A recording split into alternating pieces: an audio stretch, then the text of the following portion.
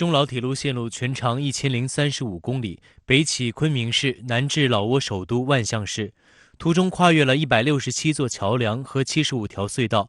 中老铁路分为3段，由昆玉、玉墨、墨万铁路组成。其中，昆明至玉溪段已于2016年建成通车。此次新建开通的是玉溪至莫憨跨境铁路，以及老挝境内的莫丁至万象铁路。列车最高时速为160公里。与东南亚许多国家采用各自不同的轨距相比，中老铁路采用与中国完全一致的技术标准，火车过境不需要更换车头等设备，甚至无需减速，节约了大量时间。经由中老铁路，昆明至越南边境城市莫憨最快5小时20分可达，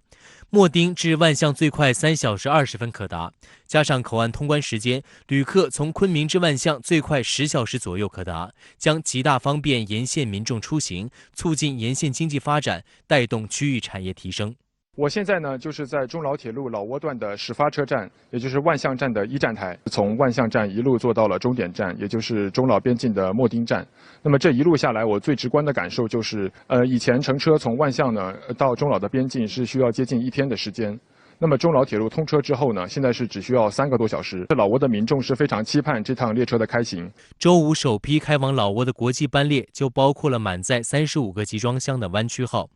作为深圳首趟开往老挝的国际班列，湾区号当天下午从深圳平湖南站驶出，到达昆明后将沿着新开通的中老铁路行驶，经莫憨口岸出境，预计4天后抵达老挝万象。随着中老铁路的贯通，湾区号顺势而生，开辟一条大湾区直达东盟的陆上物流新通道，对建设大湾区与老挝等东盟国家的铁路运输网络具有重要战略意义。在中南半岛的6个国家中，国土面积不到24万平方公里的老挝身居内陆，山地和高原占总面积的80%以上，交通极不发达，严重制约了老挝的对外贸易发展。过去10年，老挝一直是全球最贫穷的经济体之一，人均 GDP 仅为2600美元，因此只有打破陆锁国的枷锁，才能摆脱经济不发达的现状。分析人士指出，中老铁路将老挝在地理上的劣势转化为优势，为老挝开辟了一条实现互联互通的道路。而这不仅是地理层面多了一条通道，更重要的是增加了老挝资源配置的机会，提高了资源配置的效率，从而激活当地经济。เป็นของขวัญที่มีความหมายสำคัญประวัติศาสตร์ให้แก่ประเทศเฮาให้แก่ยุทธศาสตร์ในการปฏิบัติหันเปลี่ยนประเทศที่บ่มีชายแดนติดกับทะเลกลายเป็นประเทศเสื่อมจอดโดยเฉพาะในการเสื่อมจอดระหว่างสปป.ลาวกับบรรดาประเทศใกล้เคียงตามแล้วเศรษฐกิจเหนือใต้ตะวันตกตะวันออก老挝农林部种植司副司长本詹古本纳西介绍，作为以农业为主的国家，老挝国内80%以上的农产品都出口到中国。过去几年，较高的运输成本使得老挝的农产品和邻国相比缺乏优势。中老铁路开通后，万象与昆明之间的运输费用将下降4至5成，老挝农产品价格在中国市场会更具竞争力。中老铁路建设极大带动老挝经济。据不完全统计，中方参建企业聘用老挝籍工人39278人次，采购当地水泥、砂石料、粉煤灰等建筑材料价值约34亿元。中方还组织老挝籍员工免费培训学习，创造了老挝历史上从未有过的职业——火车司机。我家在老挝北部沙街物理省，我是中老铁路机务班培训学员。我曾在中国学习，刚好2020年毕业。我在中国学习那会儿，去学校或者回家都坐的高铁。那时候心里就想，如果我们老挝也有这样的铁路，我想成为一名火车司机，成为老挝第一个火车司机。对于老挝来说呢，标志着它这个真正的有这个铁路，所以说老挝呢是一步跨入了这个动车的这个列车时代，具有非常重要的这个现实和历史意义。值得注意的是，中老铁路通车标志着酝酿了半个多世纪的泛亚铁路终于迈出了关键性的第一步。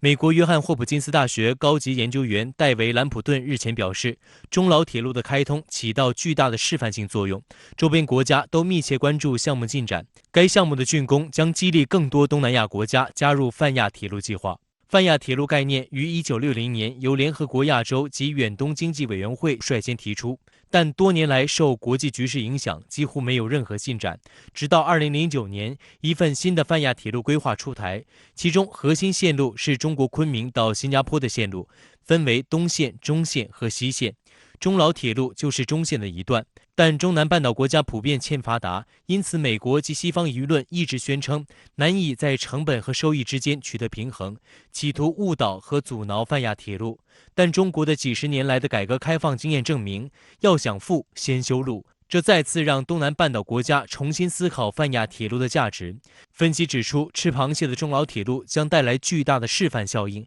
进一步推动泛亚铁路规划的实施。未来呢，就是中国和东南亚的这个中南半岛这个泛亚铁路的建设，途经这个中老铁路。那么在这基础上呢，还会向南扩展，和泰国连通马来西亚，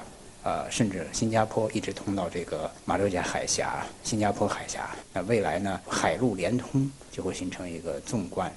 整个中南半岛的全面涵盖的一个立体的互联互通网络。值得指出的是，中老铁路的开通时机也非常有讲究。再有不到1个月，区域全面经济伙伴关系协定就将正式实施，中老铁路也成为“一带一路”倡议的一条快速路。东亚区域经济一体化发展将迎来新的里程碑。泰国曼谷邮报网站周三披露，该国政府加速对接中老铁路，希望共享互联互通红利。老挝成为中国东南亚的第一站，也让此前搁置泛亚铁路计划的马来西亚有了新的思考。拿督黄义龙博士呼吁该国政府立即重新启动与新加坡的高铁建设。他指出，在泛亚铁路已经有中老铁路等重要项目落地的情况下，马来西亚令泛亚铁路断尾并不明智。东盟它是有一个东盟互联互通2025的规划，那么中国这边呢有“一带一路”的战略，那么这两个呢相互对接，然后在 RCEP 的整体的这个地区的这个合作的这个框架之下呢，就会达到更好的一个相互补充和这个提升。这个我们也看到，就是在这个过程中，外界有一些期待吧，哈，未来中国和中南半岛国家还是有很大的潜力，在进一步的这个挖掘。